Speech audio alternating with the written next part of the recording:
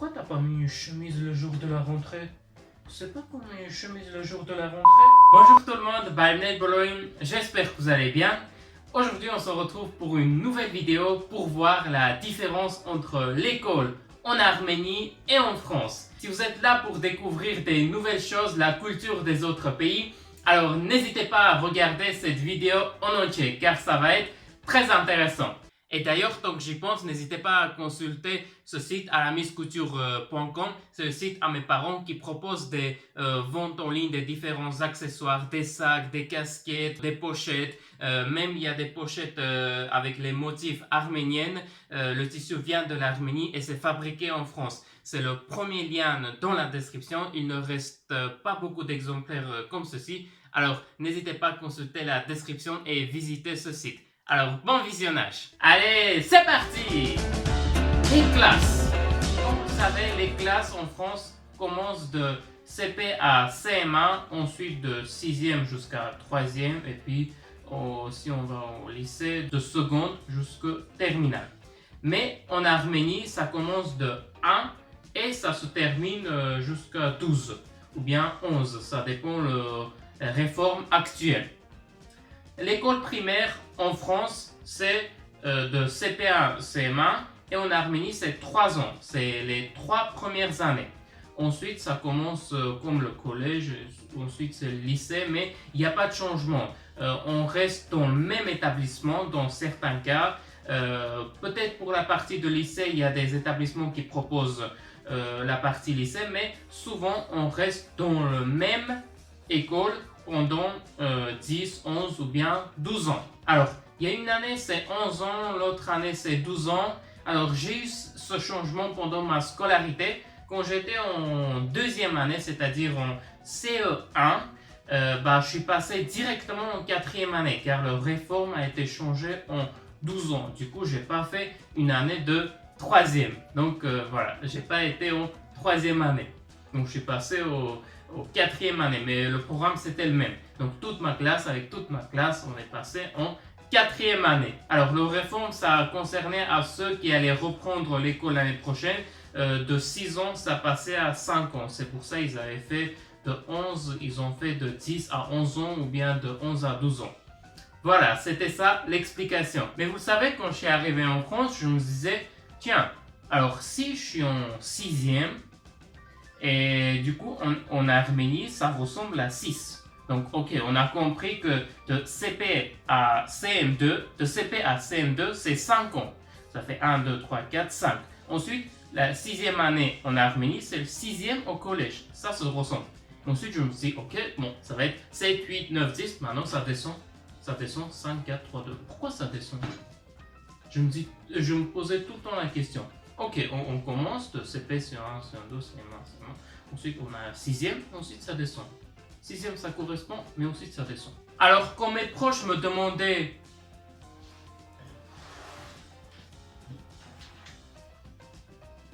Raphaël John, tu es en quelle classe? Alors, je suis en 3e en France, mais il y a un problème mathématique. On sait que la classe de 6e correspond à la classe de 6e en Arménie.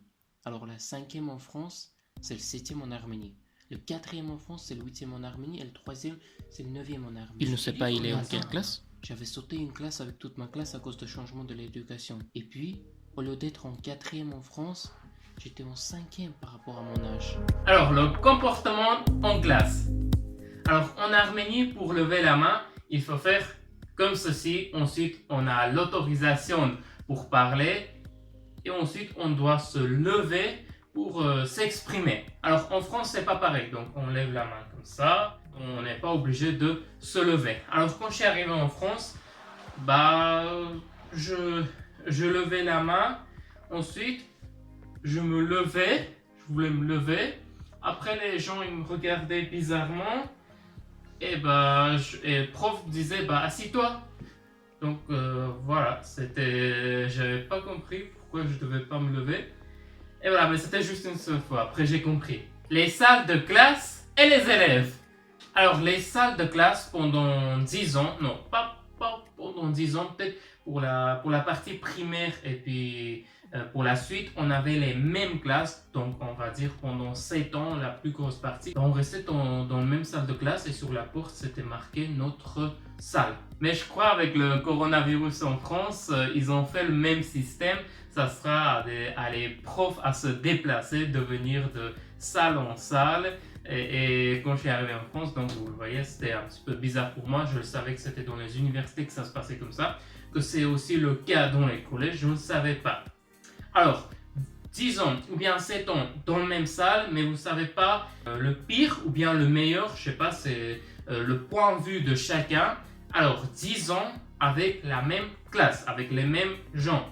10 ans avec les mêmes gens, de primaire jusqu'à terminale. Voilà, on va faire ça de CP jusqu'à terminale de 1 à 11 ou 10. Et avec les mêmes profs. Par exemple, si on commençait à apprendre la chimie peut-être en 5e année ou en 6e année, on avait le même prof de chimie pendant le reste des années qui nous restaient.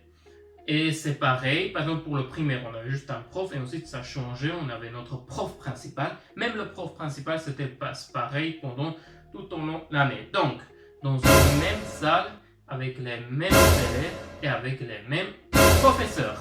Et ensuite, ça devenait une grande famille. On disait, voilà, notre classe, c'est notre deuxième famille et notre prof principal, c'est notre deuxième mère. Alors, on passe au matériel scolaire. Comme vous le savez, en France, il faut avoir des grands cahiers comme ça. Je vous en dis, si on a 5 ou 6 en plus un grand classeur comme ça, le sac devient lourd. Mais ce n'est pas pour ça que les sacs des Arméniens, c'est pas plus lourd que ça. Ils ont aussi des livres, mais des petits cahiers comme ça. J'espère que vous avez reconnu, c'est le temple de Garni. Psst, psst. Pourquoi ton cahier est si grand? Plus de choses que moi ou quoi? Comment ça se fait? Regarde, mon cahier est si petit. T'as pas besoin d'avoir un géant cahier comme ça. Ah ouais, mon cahier qui est nettement plus grand que le tien. Regarde, c'est un géant cahier. Pourquoi le tien est si petit? Tu vas écrire juste une page, ensuite tu dois devoir tourner. Voilà, donc ils ont des petits cahiers comme ça. Vous le voyez, on écrit si vous souhaitez. Il y a même mon écriture ici. Et les livres. Les livres aussi, ils sont pas grands, ils sont comme ceci, les livres. C'est quoi ça?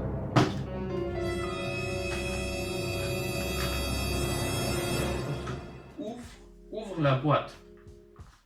Ouvre la boîte. Je vais l'ouvrir.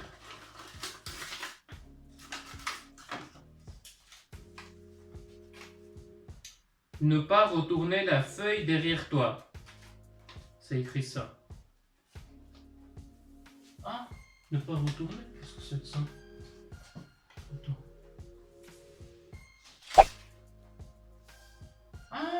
C'est le bouton s'abonner. Alors, si vous passez un bon moment ensemble, si vous êtes en train de découvrir des nouvelles choses, n'hésitez pas de tout de suite, juste en bas, de vous abonner, d'activer la petite cloche. Est-ce qu'il y a la petite cloche? Attends, c'est quoi ça? Ah non, c'est le pouce bleu. D'activer la petite cloche et puis de mettre un petit pouce bleu pour me soutenir et aussi si vous souhaitez de partager. Donc si vous passez un bon moment, n'hésitez pas de faire ces deux actions. Ah, ça c'est une bonne nouvelle. Voilà. Hop là, je le mets là. Tac et tac. Et ça, hop là. Alors les livres. Bon, les livres, j'ai rien à dire sur les livres. On va mettre à sa place et on continue. Alors, le rapport entre l'élève et l'enseignant. Alors, en France, on doit appeler le prof ou la prof par madame ou bien monsieur. Donc, on dit rarement son nom. Et en arménien, c'est pas pareil. On utilise la formulation enkesh plus le nom de famille de cette prof. Alors, qu'est-ce que cela veut dire enkesh? Enkesh, cela veut dire un ami. Eh oui. Mais je peux vous garantir que le rapport entre l'élève et l'enseignant en France, c'est plus amical que le rapport entre l'élève et le prof en Arménie. Mais je ne dis pas qu'en France, les élèves et les profs, c'est des amis. Non, je dis juste que c'est c'est moins strict, on peut plus facilement parler avec les professeurs, on n'a pas ce stress qu'on va parler aux professeurs, etc. C'est plus simple. Voilà, il n'y a pas une grande barrière comme ça, il y en a un petit peu plus.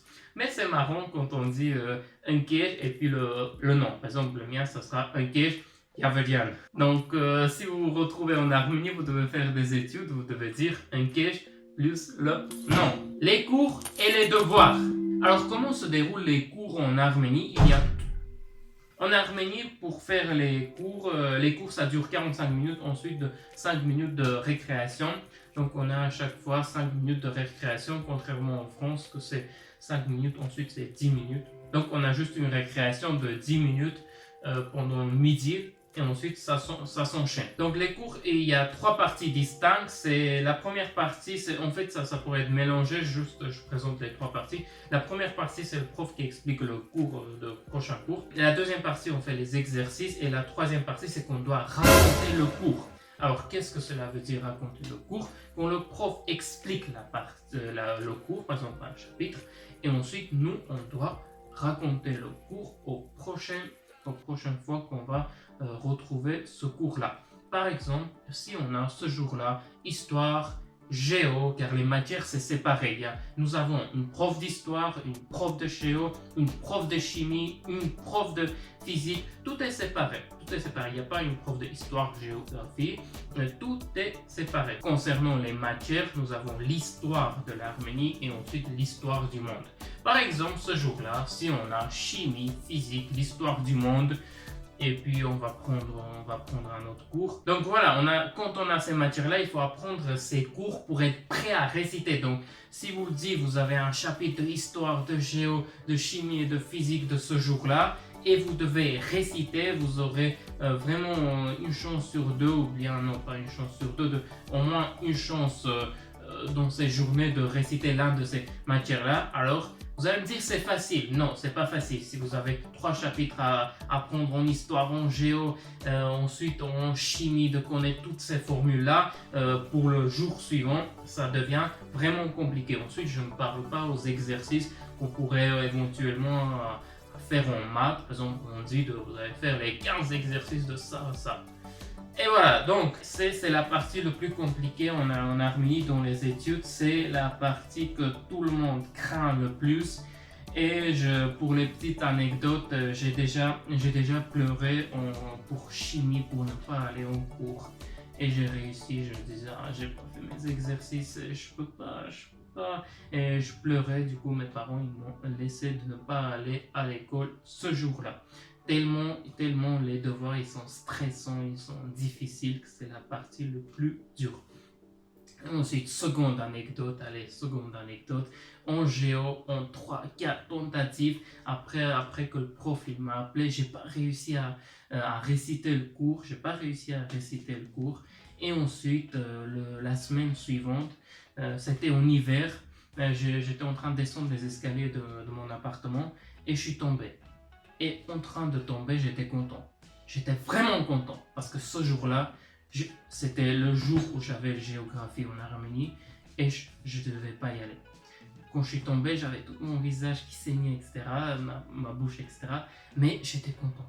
J'étais tellement soulagé. C'était tellement stressant à ce point-là, les cours-là qu'on devait réciter. Voilà, mais bonne nouvelle, la semaine qui suivait, je suis allé, j'ai réussi à réciter, donc tout s'est bien passé. En plus, c'était le prof que je l'aimais, moi. Voilà. Bon, la bonne nouvelle, c'est qu'on peut employer une stratégie. C'est quoi une stratégie? On peut apprendre le cours, on va être volontaire d'aller réciter le cours devant le tableau. Quand on récite le cours devant le tableau, on sait que la semaine suivante, peut-être dans 3-4 semaines, on n'aura pas affaire à ce cours-là. Donc on peut se concentrer sur les autres cours. Mais c'est pas facile d'apprendre le cours déjà pour un cours, c'est pas facile d'apprendre et puis d'aller réciter devant le tableau. Et ensuite on récite pas juste là, on doit aller devant le tableau et on doit réciter devant les élèves. Donc au niveau de prise de parole, franchement c'est vraiment développé. En France il y a ça aussi. En France les profs ils pourront éventuellement demander quelques questions et puis de mettre une note, mais c'est vraiment rare. Et là, c'est tout le temps, c'est tous les cours, à chaque cours. Et pendant les récréations, les élèves, qu'est-ce qu'ils faisaient? Ils étaient avec leur livre et en train de lire le cours, Et pour aller au tableau, par exemple, c'était le cours, il n'avait pas appris. Qu'est-ce qu'il faisait? Il lisait juste la première phrase en allant comme ça, et ensuite, il disait cette phrase-là, et après l'improvisation, s'il n'avait pas appris. Voilà, et ensuite on avait les soutiens de nos amis qui étaient juste devant, des fois ils retournaient les livres comme ça pour qu'on puisse lire, ou bien voilà, d'autres trucs. Si la salle était serrée, on était proche, donc voilà, il y avait tout ça. Franchement, c'était la chose la plus dure, mais la plus intéressante.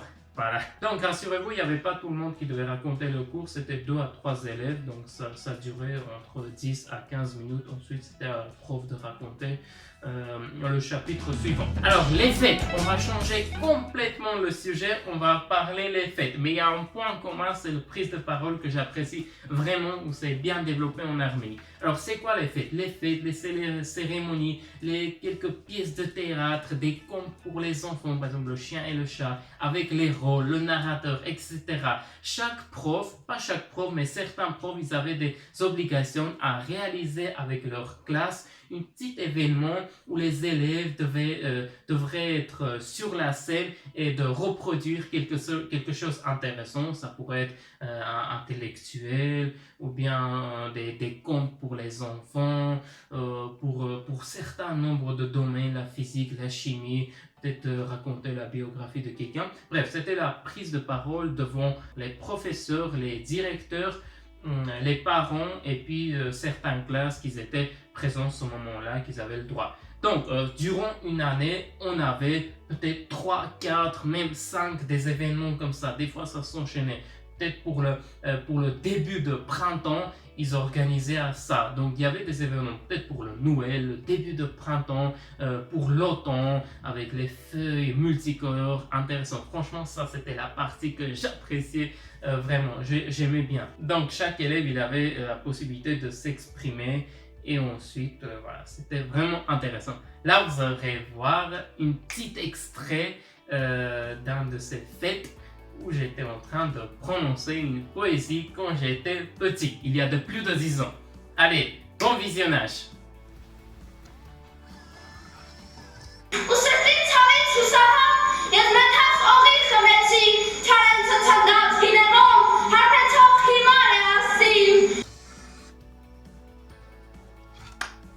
Alors, donc, pour conclure cette petite partie, la prise de parole est très développée en Arménie, notamment par les cours qu'on doit raconter et puis les événements qu'on doit chanter, danser, prononcer des poésies devant des gens par des rôles, etc., etc. Vous avez compris. Bon, j'espère que vous avez apprécié cette vidéo. N'hésitez pas vraiment à vous abonner, de mettre un petit pouce bleu pour soutenir à cette chaîne. Il y aura des nouvelles vidéos plus intéressantes qui vont venir très, très vite. Et je vous dis à très vite. Allez, ciao! Pourquoi t'as pas mis une chemise le jour de la rentrée? Tu sais pas qu'on met une chemise le jour de la rentrée? Tu sais pas, en France on doit s'habiller stylé comme ça le jour de la rentrée. Voilà. Comme ça c'est mieux. Pourquoi mettre une chemise?